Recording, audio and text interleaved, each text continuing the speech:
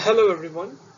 This teaser belongs to the poster named Growth and Characterization of Amorphous Molybdenum Germanium and Amorphous Rhenium Zirconium Superconducting Thin Films using Pulsed Laser Deposition Technique. This has been done under the guidance of Professor Pratap Rai Chaudhary at TIFR. Amongst the various thin film deposition techniques, one of the most used is the pulsed laser deposition or the PLD technique. It involves focusing of an intense laser pulse onto a target and in turn removing a small portion of the target material in the form of a gas or a plasma, which is then deposited on a substrate that acts as a platform upon which the film is drawn. This technique has several advantages like preservation of stoichiometry from target to film, simplicity in setting up, and precise growth of multi-component systems from different target materials. The bulk measurements were carried out in a home-built cryostat, which houses a 11 Tesla magnet and can go down to 2 Kelvin or 300 millikelvin depending upon which of the helium-4 or the helium-3 PTIs are used. The two main bulk measurements are the two-coil mutual inductance technique, where the sample is sandwiched between a quadrupolar drive coil and a dipolar pickup coil, and AC excitation is sent and the corresponding response is recorded. The other is the 4-probe technique, where current is sent and voltage across the sample is measured in the form of a Hall-Bird geometry. We now move on to the structural characterization of the thin films thus produced.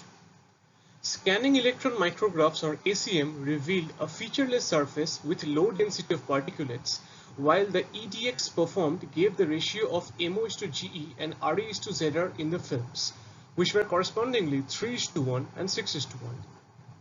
XRD analysis using a CUK alpha source gave a broad hump-shaped contour indicating the amorphous nature of the films.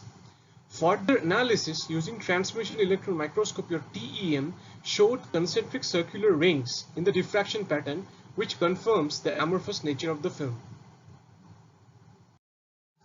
We come to the basic characterization for the a-MoGe thin films.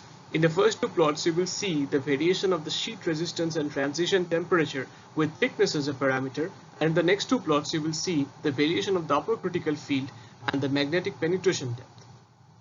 For bulk samples of 20 nanometer or higher, the TC saturates to about 7.5 Kelvin, where with decreasing thickness, we see a systematic reduction to about 6 nanometer, and below which the TC decreases drastically to 1.84 Kelvin for a film of thickness 2 nanometer. The a-ReZr ranges from 14.8 Tesla down to 6.9 Tesla for a 3 nanometer film, whereas the London penetration depth ranges from 530 nanometer for a 20 nanometer film to 1160 for a 2 nanometer thick a-MoGe film. Likewise, we now come to the characterization of the a-ReZr films. Firstly, we see a variation of TC with thickness.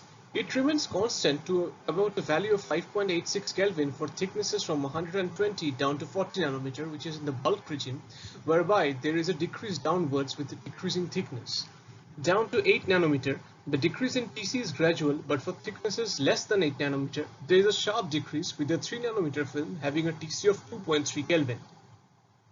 We determine the a-ReZr and the Ginzburg and Landau coherence length, where we get the a-ReZr value to be 11 Tesla for a 40 nanometer thick film, which decreases to about 6.5 Tesla for a 5 nanometer film.